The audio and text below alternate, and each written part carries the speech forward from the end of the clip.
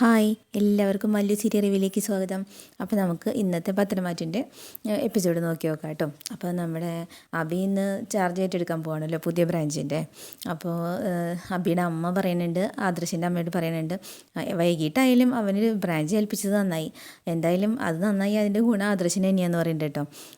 ഒരു ബ്രാഞ്ച് നന്നായി കഴിഞ്ഞ് MD എന്ന നിലയിൽ ആദർശിന് അതിൻ്റെ ഒരു ഇത് കിട്ടുമല്ലോ എന്ന് പറയുന്നുണ്ട്. അപ്പോൾ ആദർശനാകുമ്പോൾ പറയുന്നുണ്ട്, പിന്നെ ഇതിന് മുന്നേ ഒരു ബ്രാഞ്ച് ഏൽപ്പിച്ചിട്ട് നിൻ്റെ മോൻ എന്താ നല്ല പേരുണ്ടാക്കി കൊടുത്തു എന്ന് വെച്ചിട്ടാ. അപ്പോഴത്തെ മോനല്ല ഇപ്പോഴത്തെ മോൻ എന്ന് പറയുന്നുണ്ട്. കുറച്ചും കൂടി മോശമായിട്ടേ ഉള്ളൂ എന്ന് പറയുന്നുണ്ട് കേട്ടോ. അബിയും നവിയും കൂടിയിട്ട് ഇറങ്ങി വരുന്നുണ്ട്. അപ്പോൾ വരുമ്പോൾ വന്നിട്ട് പറയുന്നുണ്ട്, മോനെ അമ്മയുടെ അനുഗ്രഹം മേടിക്കുകയെന്ന് പറയുന്നുണ്ട് കേട്ടോ. അപ്പോൾ ദേവ്യാനിൻ്റെ കാലം തൊട്ട് അനുഗ്രഹം മേടിക്കുന്നുണ്ട് നമ്മുടെ അബി. അപ്പോഴും ദേവ്യാനിക്ക് ഇഷ്ടമില്ല കേട്ടോ, മുഖം തിരിച്ചിങ്ങനെ നിൽക്കുകയാണ്. അപ്പോൾ എന്നിട്ട് പറയുന്നുണ്ട്, ഇനിയെങ്കിലും നന്നായി ജീവിക്കാൻ നോക്ക്, കിട്ടിയ ബ്രാഞ്ച് നന്നാക്കാൻ നോക്കുക, അതാ പറഞ്ഞതെന്ന് പറയുന്നുണ്ട് കേട്ടോ. അപ്പോൾ അബിയുടെ അമ്മ പറയുന്നുണ്ട്, അതെ ഇനി നന്നായി ജീവിക്കാനൊക്കെ പറയേണ്ടതേ ആദർശിനോടാ. ഈ തറവാട്ടിലുള്ളവർ മുഴുവൻ തോലി ഉറിച്ച് നിർത്തിയിരിക്കുകയാണ് ഏടത്തിയുടെ മോൻ എന്ന് പറയുന്നുണ്ട് കേട്ടോ. അപ്പോൾ ആദർശിൻ്റെ അമ്മ പറയുന്നത്, നിർത്തിക്കോ, നിൻ്റെ മോൻ നല്ലൊരു കാര്യത്തിന് പോവാ, അപ്പോൾ ആ സമയത്ത് പോലും നിൻ്റെ നാവ് പിഴയ്ക്കണ്ട. അപ്പോൾ നവ്യ പറയണേ, എന്താ അമ്മായി അങ്ങനെ പറയണേ, അമ്മ പറയണേലും കാര്യമില്ലേ എന്ന് ചോദിക്കേണ്ട കേട്ടോ. അപ്പോൾ ദേവയാനി പറയുന്നുണ്ട്, എല്ലാവരും പറയുന്നതിലും കാര്യമുണ്ട്, മറ്റുള്ളവർ നാവ് അടക്കി നിൽക്കുന്നിടത്തോളം കാലം എന്ന് പറയുന്നുണ്ട്. അപ്പോൾ നവ്യ ഇങ്ങനെ സംശയത്തോടെ നോക്കുന്നുണ്ട് കേട്ടോ. അപ്പോൾ അവിടെ അമ്മ പറയുന്നുണ്ട്, ഇവനൊരു ബ്രാഞ്ച് ഏൽപ്പിക്കുന്നു പറഞ്ഞ ദിവസം എത്രയേ, എന്നിട്ട് ഇന്നാണ് ഇപ്പോൾ അവനെ അങ്ങോട്ട് പറഞ്ഞു വിടുന്നത്, ഇത്ര ദിവസം അവനെ മാറ്റി നിർത്തിയതേ ആദർശിൻ്റെ പിടിവാശിയാണ്. എന്നിട്ട് അവിടെ അമ്മ പറയുന്നുണ്ട്, എനിക്ക് 3 ബ്രാഞ്ച് കൊടുത്തു, എന്നിട്ടും അബിക്ക് ഒരെണ്ണം പോലും കൊടുക്കാൻ ആദർശിന് മനസ്സില്ല എന്ന് പറയുന്നുണ്ട് കേട്ടോ. അപ്പം നയന പറയുന്നുണ്ട്, അങ്ങനെ ആദർശമായിട്ട് മനസ്സ് വന്നിരുന്നെങ്കിലേ അതിന് കാരണം അപ്പച്ചിൻ്റെ മോൻ തന്നെയാണ്. അപ്പം നമ്മുടെ നവ്യ ചൂടാവുണ്ട് കേട്ടോ. അബി എന്ത് തെറ്റ് ചെയ്തെന്ന് നീ പറയണത്, ആദർശേട്ടൻ തെറ്റിൻ്റെ 4-1 പോലും അബി ചെയ്തിട്ടില്ല. അപ്പോഴേക്കും ദേവയാനിക്ക് ഭയങ്കരമായിട്ട് ദേഷ്യം വന്നിട്ട് ദേവയാനി പറയണ്ട, ആര് പറഞ്ഞു ഇവൻ തെറ്റ് ചെയ്തിട്ടില്ലെന്ന്, ചെയ്തൊക്കെ വിളിച്ച് പറയണോ എന്ന് ചോദിക്കുന്നുണ്ട് കേട്ടോ. അപ്പോൾ അബിയുടെ മുഖം ഒന്ന് പോയി കേട്ടോ, ഇനിയിപ്പോൾ എന്തെങ്കിലും പറഞ്ഞാലോ എന്ന് വിചാരിച്ചിട്ട്. അപ്പോഴേക്കും ആദർശത്തെ എടുത്തു, അമ്മ ഒന്നും മിണ്ടാതിരിക്കേ. അപ്പോൾ അബിയുടെ അമ്മ പറയുന്നുണ്ട്, കല്യാണത്തിന് മുന്നേ ഇവന് കുറേ പ്രേമമൊക്കെ ഉണ്ടായിരുന്നിരിക്കും, അതൊക്കെ നവ്യയ്ക്കും അറിയാലോ, നവ്യനെ പ്രേമിച്ച് തന്നെയല്ലേ കെട്ടിയത്, അതൊക്കെ വിളിച്ച് പറയാൻ പോവായിരിക്കും. അപ്പം നമ്മുടെ നവ്യ പറയണേ, എന്തൊക്കെ പറഞ്ഞാലേ കല്യാണത്തിന് മുമ്പ് ഒരു കുഞ്ഞിനെ ജനിപ്പിച്ചിട്ട് ഇവൻ കല്യാണം കഴിച്ചില്ലല്ലോ എന്ന് പറയുന്നുണ്ട് കേട്ടോ. അപ്പോൾ അബി ഇങ്ങനെ ഇടക്കാണ്ടിട്ട് നോക്കുന്നുണ്ട് ആദർശിനി നയനേനെയും.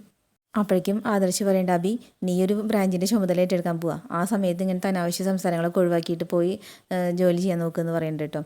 അപ്പോൾ അബി പറയേണ്ട, അതിന് ഞാനല്ലോ ഏട്ടത്തൊക്കെ തുടങ്ങി വെച്ചത് എന്ന് പറയുന്നുണ്ട്. എന്നിട്ട് അമ്മേ ഞാൻ പോയിട്ട് വരാമെന്ന് പറഞ്ഞിട്ട് പോകുന്നുണ്ട്. അപ്പോൾ ദേവയാനി പറഞ്ഞിട്ട് ആദർശിൻ്റെ അടുത്ത്, നിൻ്റെ അനുഗ്രഹം പോലും മേടിക്കാതെ അവൻ പോയതെന്ന് പറയുന്നുണ്ട് കേട്ടോ. അപ്പോൾ അബിയുടെ അമ്മ പറയുന്നുണ്ട്, ഏട്ടൻ്റെ അനുഗ്രഹം മേടിച്ചിട്ട് തന്നെയാണ് പോകേണ്ടത്, പക്ഷേ ഞാനിപ്പോൾ അത് അവനോട് പറയാതിരുന്നതേ, പ്രത്യേകിച്ച് MD സ്ഥിതിക്ക് ഞാനിപ്പോൾ അത് അവനോട് പറയാതിരുന്നത് എന്താ വെച്ചാൽ, നീ ഇപ്പോൾ സ്വഭാവം കൊണ്ട് അവനേക്കാൾ ഒരുപാട് താഴെയാണ്. അപ്പോൾ ദേവയാനി പറയുന്നുണ്ട്, ജലജെ നവ്യോർത്ത് മാത്രം ഞാൻ പലതും ഉള്ളിൽ കൊണ്ട് നടക്കുന്നത്, നീ വെറുതെ കുടുംബത്തിൻ്റെ അകത്ത് പൊട്ടിത്തെറി ഉണ്ടാക്കാൻ നോക്കരുത്. ഞാനൊരു പൊട്ടിത്തെറി ഉണ്ടാക്കാൻ നോക്കണില്ല എന്ന് പറയുന്നുണ്ട് കേട്ടോ അബിടമ്മ. എന്നിട്ട് പറയുന്നുണ്ട്, എല്ലാവരും കുടുംബത്തിൽ സൽസ്വഭാവികളാണ്, ഞാനും എൻ്റെ മോന് മാത്രം വഴി തെറ്റിപ്പോയത്. എന്നിട്ട് ആദർശിനോടൊരു ചോദ്യം കേട്ടോ, ആദർശേ മോനെ, നീ ഇടയ്ക്കിടയ്ക്ക് ആ പെൺകുട്ടിയെ പോയി നോക്കുന്നുണ്ടോ, പെൺകൊച്ചിനെ, തളർന്നു നിൽക്കുന്ന പെൺകൊച്ചിനെ എന്ന് ചോദിക്കുന്നുണ്ട് കേട്ടോ. അപ്പോൾ ആദർശമൊന്നും വേണ്ടില്ല കേട്ടോ. അപ്പോൾ നയനയ്ക്ക് ദേഷ്യം നയന പറയുന്നുണ്ട്, ആദർശമായിട്ട് മാത്രമല്ല ഞാനും പോയി നോക്കാറുണ്ട് എന്ന് പറയുന്നുണ്ട് കേട്ടോ. അപ്പോൾ ദേവയാനി പറയുന്നുണ്ട്, ചിലപ്പോൾ ആ പെൺകുച്ചിനെ ഇവിടെ വീട്ടിൽ കൊണ്ട് താമസിച്ചൊന്നും വരും എന്ന് പറയുന്നുണ്ട്. അപ്പോൾ ജലജ പറയുന്നുണ്ട്, താമസിപ്പിച്ചോ, എന്ത് പറഞ്ഞാലും എന്ത് ചെയ്താലും ഇവള് സഹിക്കുമല്ലോ. അതും പറഞ്ഞിട്ട് ജലജ അങ്ങനെ പോവാണ് കേട്ടോ. അപ്പോൾ ദേവയാനിക്ക് ദേഷ്യം വന്നിട്ട് ദേവയാനി പറയുന്നുണ്ട്, ഇതൊക്കെ കേട്ടിട്ട് എത്ര നാൾ സത്യം മറച്ചു വയ്ക്കുമ്പോൾ സഹിക്കുമെന്ന് ചോദിക്കുന്നുണ്ട് കേട്ടോ. അപ്പോൾ നമ്മുടെ ആദർശ് പറയേണ്ട, അമ്മേ ഒരു യുദ്ധം നടക്കുമ്പോൾ ചിലപ്പോൾ സത്യത്തിൻ്റെ ഭാഗത്തുള്ളവർ ജയിച്ചു എന്ന് വരും, പക്ഷെ അതും കഴിഞ്ഞിട്ട് അവരെന്നെ ചിലപ്പോൾ ദുഃഖിക്കും നഷ്ടങ്ങൾ ഓർത്തിട്ട്. അതൊക്കെ തന്നെ അമ്മ സത്യം തുറന്നു പറഞ്ഞാലും ഇവിടെ സംഭവിക്കാൻ പോണത്, ഈ കുടുംബത്തിൻ്റെ തകർച്ച നമ്മൾ കണ്ടു നിൽക്കേണ്ടി വരും, അതുകൊണ്ട് ഇപ്പോൾ തൽക്കാലം അമ്മ ഒന്നും പറയണ്ട. പിന്നെ കാണിക്കുന്നത് നമ്മൾ നന്ദുട്ടൻ്റെ ഭാഗമാണ് കേട്ടോ. നന്ദുട്ടൻ ഇങ്ങനെ മൊബൈലിൽ എന്തോ നോക്കിയിരിക്കുന്നുണ്ട്. അപ്പോൾ റൂംമേറ്റ് വരുന്നുണ്ട്. അപ്പോൾ പറയുന്നുണ്ട്, അങ്ങനെ നാളെ നമ്മൾ പിരിയാൻ പോവല്ലേ എന്ന് പറയുന്നുണ്ട്. അപ്പോൾ ആ കുട്ടി പറയും, ആലോചിക്കുമ്പോൾ ഒരു വിഷമം എന്ന് പറയും കേട്ടോ. എനിക്കും വിഷമമുണ്ട്, ആദ്യമായിട്ടാണ്, സാധാരണ എനിക്ക് ആൺസുഹൃത്തുക്കൾ ഉണ്ടാവാറ്, ആദ്യമായിട്ടൊരു പെൺകുട്ടിയോട് ഇത്രയും അടുപ്പം തോന്നണേ എന്ന് പറയുന്നുണ്ട് കേട്ടോ. അപ്പോൾ ആ കുട്ടി പറയുന്നുണ്ട്, നിന്നെ ഒരുപാട് കണ്ടുപഠിക്കാണ്ട് നന്ദു, ഏറ്റെടുക്കുന്ന എന്താ സ്റ്റേഷൻ നീ എന്തായാലും കിടക്കുന്ന ഉറപ്പാന്ന് പറയുന്നുണ്ട് കേട്ടോ. അപ്പോൾ നന്ദു പറയുന്നത്, അതന്നെ എൻ്റെ അച്ഛൻ്റെ അമ്മേനും പേടി, ഞാൻ സർവീസിൽ കയറി വേഗത്തിൽ തിരിച്ചിറങ്ങുമെന്നും പറയണവരുണ്ട്. തിരിച്ചിറങ്ങിയാലും കുഴപ്പമില്ലല്ലോ, നിനക്ക് എപ്പോഴും ഈ ജോലി തരാൻ ഒരാൾ റെഡിയല്ലേ എന്ന് പറയുന്നുണ്ട് കേട്ടോ. അതാരാ ചോദിക്കുന്നത് നന്ദു, നിൻ്റെ കാമുകൻ, അല്ലാണ്ടാരാ, നീ ഒന്ന് പോയി എന്ന് പറയണ്ടേ നന്ദോട്ടൻ. അപ്പോൾ ആ കുട്ടി പറയുന്നുണ്ട്, എനിക്ക് പോകുന്നതിന് മുന്നേ ഒരു കാര്യം മാത്രമേ നിന്നോട് പറയാനുള്ളൂ, അനാമിക എന്ന് പറയുന്ന അനിയുടെ ഭാര്യനെ നീ എനിക്ക് കാണിച്ചു തന്നു, അവളുടെ സ്വഭാവ ഗുണങ്ങളും എനിക്ക് കാണിച്ചു തന്നു, ഇതൊക്കെ കൃത്യമായിട്ട് അനി നിന്നെ അറിയിക്കുന്നതേ അവളെ ഒഴിവാക്കാൻ വേണ്ടി തന്നെയാണ്.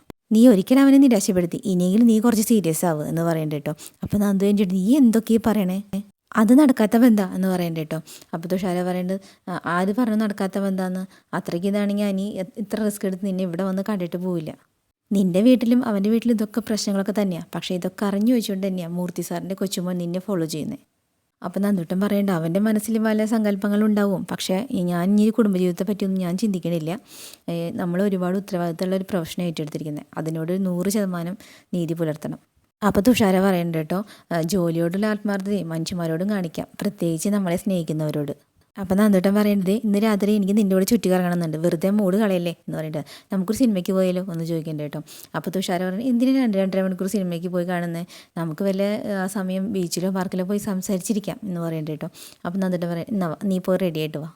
എന്നിട്ട് തുഷാര പോയ സമയം കൊണ്ട് നന്ദുട്ടൻ ഫോണിൽ ഇങ്ങനെ അനിയുടെ ഫോട്ടോ എടുത്ത് ഇങ്ങനെ നോക്കിയിട്ട് ഇങ്ങനെ വിഷമിച്ച് നിൽക്കുകയാണ് കേട്ടോ.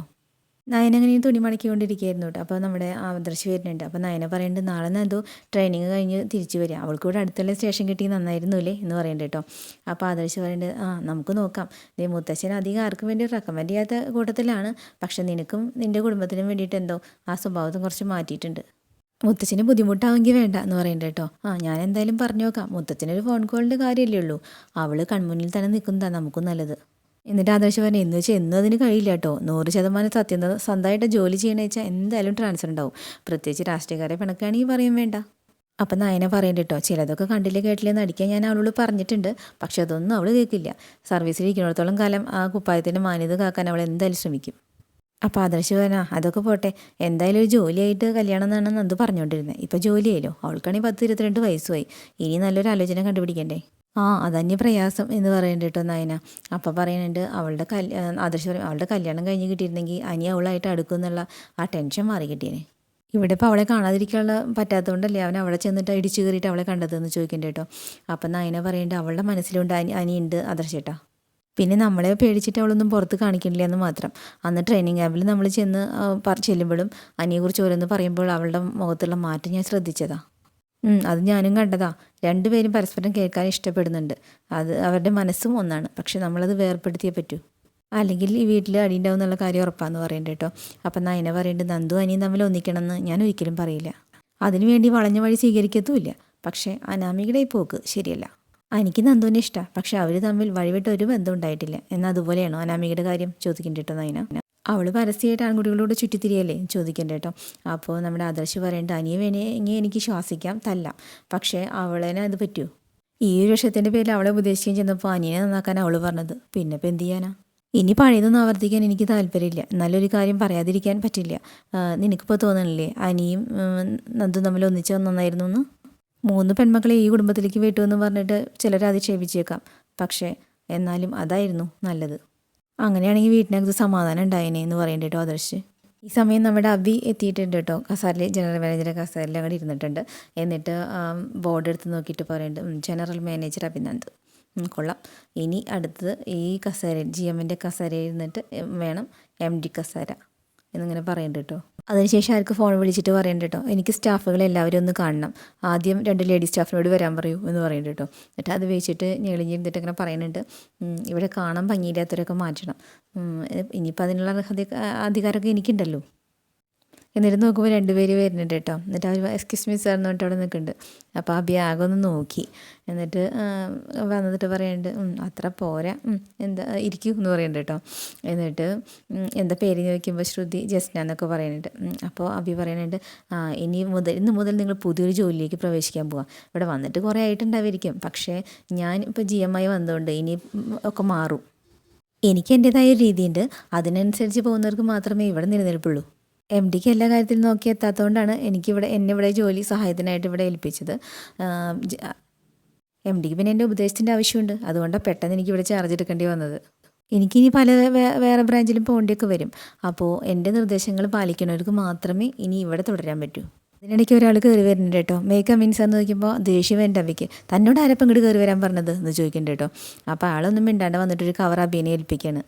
എന്നിട്ട് അബിയെ തുറന്നു നോക്കുന്നുണ്ട് കേട്ടോ. കോഴിക്കോട് നിന്ന് ഇങ്ങോട്ട് ട്രാൻസ്ഫറായി വന്നിരിക്കുകയല്ലേ, താൻ എന്തിനാപ്പം ഇങ്ങോട്ട് വന്നത്, അവിടുത്തെ ബ്രാഞ്ച് താനല്ലേ നോക്കിക്കൊണ്ടിരുന്നേ. MD പറഞ്ഞതല്ലേ സാർ, എനിക്ക് എന്ത് ചെയ്യാൻ പറ്റും, ഇന്ന് തന്നെ ഇവിടെ ജോയിൻ ചെയ്യണമെന്ന് ആദർശ് സാറ് പറഞ്ഞത്.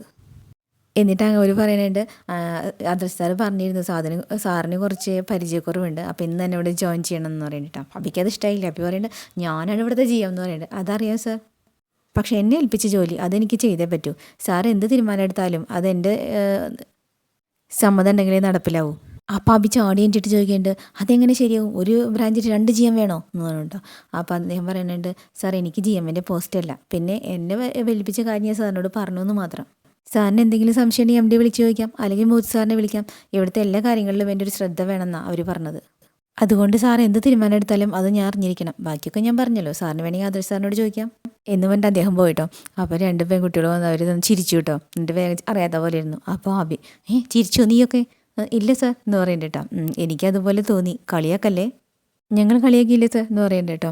അപ്പോൾ അബി നാണക്കേടായാലും അറിയാനായിട്ട് പറയുന്നുണ്ട് എൻ്റെ അടുത്ത് നിന്ന് എല്ലാം പഠിച്ചെടുത്തിട്ട് ഈ കമ്പനിയുടെ MD ആയ ചേട്ടനാ, എന്നിട്ട് എനിക്കിട്ടൊന്നും തള്ളിയതാ. ആരും അയാൾക്ക് മുകളിൽ വളരാൻ പാടില്ല, അതാ അയാളുടെ ലക്ഷ്യം. സാരില്ല. ഈ സമയം നമ്മുടെ അബി അങ്ങനെ ജോലി ചെയ്തുകൊണ്ടിരിക്കുമ്പോൾ അച്ഛൻ വന്നിട്ട് ചോദിക്കുന്നുണ്ട് എടാ നീ അബി പോയ ബ്രാഞ്ചിൽ പുതിയ മാനേജറെ അപ്പോയിൻറ്റ് ചെയ്തായിരുന്നു ചോദിക്കുന്നുണ്ട്. അങ്ങനെ വേണമെന്ന് അച്ഛനും മുത്തച്ഛനും പറഞ്ഞതല്ലേ, അതുകൊണ്ട് ഞാൻ കാലിക്കറ്റ് ബ്രാഞ്ച് മാനേജറെ അങ്ങോട്ട് വിട്ടിട്ടുണ്ട് എന്ന് പറയും കേട്ടോ.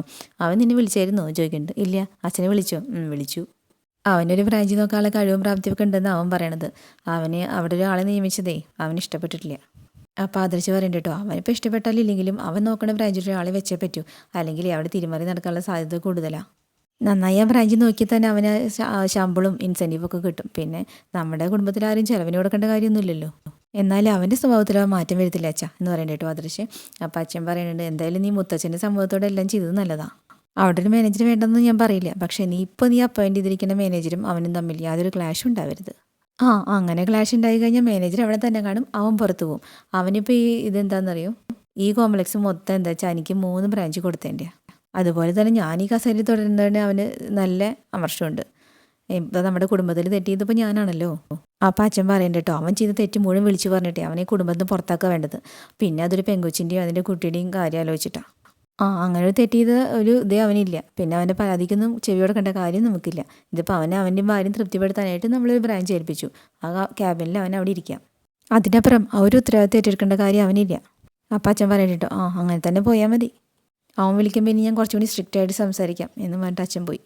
സമയം മുത്തശ്ശി കൂടി ഇരുന്ന് സംസാരിക്കാനായിട്ടോ. മുത്തശ്ശി ചോദിക്കുന്നുണ്ട് ഈ കുറേ ദിവസമായല്ലോ ചെക്കപ്പിനൊക്കെ പോയിട്ട്, രോഗം മാറി എന്ന് പറഞ്ഞാൽ ഇടയ്ക്കൊന്നും പോകണ്ടേന്ന് നോക്കിയിട്ടുണ്ട് കേട്ടോ. അപ്പോൾ മുത്തശ്ശൻ ചോദിക്കുന്നുണ്ട് അവിടെ പോയിട്ട് രോഗം ഉണ്ടെന്ന് അറിയാനാണോ എന്ന് ചോദിക്കുന്നുണ്ട് കേട്ടോ. എന്നാലും ഡോക്ടറോട് ഞാൻ ഇങ്ങോട്ട് വരാൻ പറയാം, അല്ലാതെ ശരിയാവില്ല. താനൊന്ന് വെറുതെ ഇരിക്കടോ, ഹോസ്പിറ്റലിൽ എങ്ങനെ ഒഴിവാക്കാൻ നോക്കിയിരിക്കുക ഞാൻ എന്ന് പറയുന്നുണ്ട് കേട്ടോ മുത്തച്ഛൻ. ആ സമയം അങ്ങോട്ട് ജലജ വരുന്നുണ്ട് കേട്ടോ. എന്നിട്ട് മുത്തച്ഛൻ്റെ അടുത്ത് ചോദിക്കുന്നുണ്ട് അച്ഛനാ ഇനി എത്ര ബ്രാഞ്ച് ഏൽപ്പിച്ചിരിക്കണേ എന്ന് ചോദിക്കുന്നുണ്ട്. അപ്പോൾ മുത്തശ്ശി കേട്ടോ മറുപടി പറയണേ അത് നിനക്കറിയില്ലേ 3 നോക്കി. അപ്പോൾ അബിക്കോ? അത് 1. എന്താ ഇനി അവനെ 3 ബ്രാഞ്ച് ഏൽപ്പിക്കണോ? 1 ബ്രാഞ്ച് കൊടുത്തോണ്ട് കുഴപ്പമൊന്നുമില്ല, പക്ഷേ കൊടുക്കുമ്പോഴേ അതിനൊരു മാന്യത കാണിക്കണ്ടേ ചോദിക്കുന്നുണ്ട് കേട്ടോ ജലജ. അപ്പം മുത്തശ്ശൻ ചോദിക്കുന്നുണ്ട് ഇപ്പം എന്താ മാന്യതയ്ക്കൊരു കുറവ്? അപ്പോൾ ജലജ പറയേണ്ടി അവനിപ്പോൾ എന്നെ വിളിച്ചിട്ടുണ്ടായിരുന്നു, ഭയങ്കര സങ്കടത്തോടുകൂടി സംസാരിച്ചത്. അവനുള്ളപ്പോൾ എന്തിനാ അവൻ്റെ മുകളിൽ ഒരു മാനേജറെ വെച്ചതെന്ന് ചോദിക്കുന്നുണ്ട് കേട്ടോ. അപ്പോൾ മുത്തശ്ശൻ പറഞ്ഞാൽ അവന് മുകളിലല്ല മാനേജറെ വെച്ചത്, അവന് പരിചയക്കുറവുള്ളതുകൊണ്ട് ഒരു മാനേജറെ ഞാൻ അപ്പോയിൻറ്റ് ചെയ്തതാണ്.